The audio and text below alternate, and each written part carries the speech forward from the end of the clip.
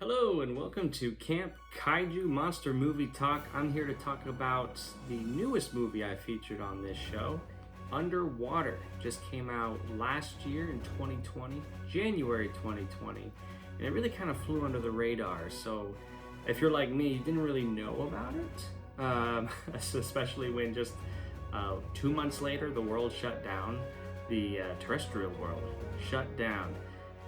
So anyways, I'm glad that this did come across my radar, and I have been so excited to talk about it. So I'll run down the good, the bad, and the downright campy. So what I really liked about this movie was its sense. It was kind of unique. I mean, it wasn't unique in that it completely took a page from Alien. And you're watching you're watching Underwater, and the whole time you're thinking, wow, this is literally Alien, but we're not in space, we're underwater, which totally works because they're essentially the same terrifying world full of darkness. And that it's the fear of the unknown in both movies that really gnaws at like the back of your psyche as a human being. And you're like, in space, no one can hear me scream.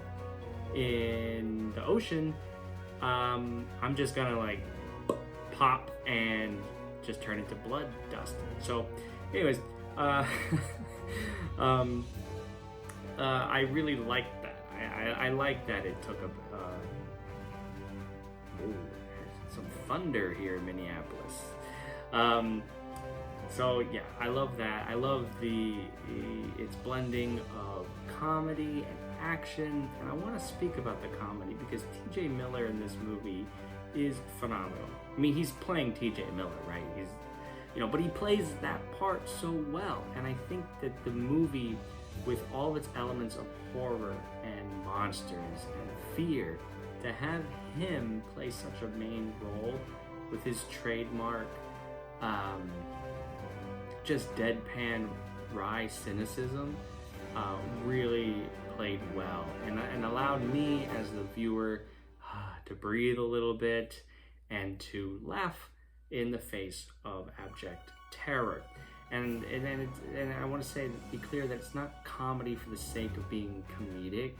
He's not telling knock-knock jokes. It's the type of humor that one tells oneself when you're very uncomfortable. I don't know if you've ever been to a funeral, for instance, but there's always somebody still willing to smile and just kind of like make not light, but just remind everybody that humor is part of the human condition, and it's okay to laugh even in the face of certain death. So I like that. What could I say? I really like the acting. Kristen Stewart was great. Vincent Cassel, my gosh, the two of them, their chemistry was tight and really anchored the rest of the story. Really cared for them, their story, what they each had going on, and that was good.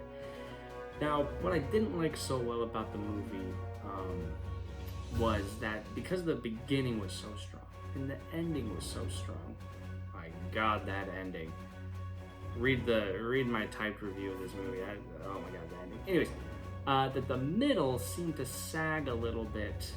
It almost seemed like we were just plotting from one point to the next, trying to just get from the beginning to the end, right?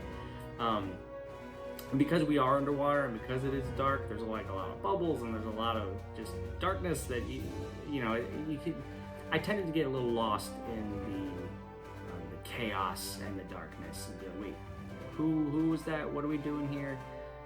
Who's still alive? So the Downright Campy, I just love when Kristen Stewart was actually swallowed by one of these monsters. And what option does she have? She has the flare gun. She's gonna shoot her way out. Perfect. Yeah.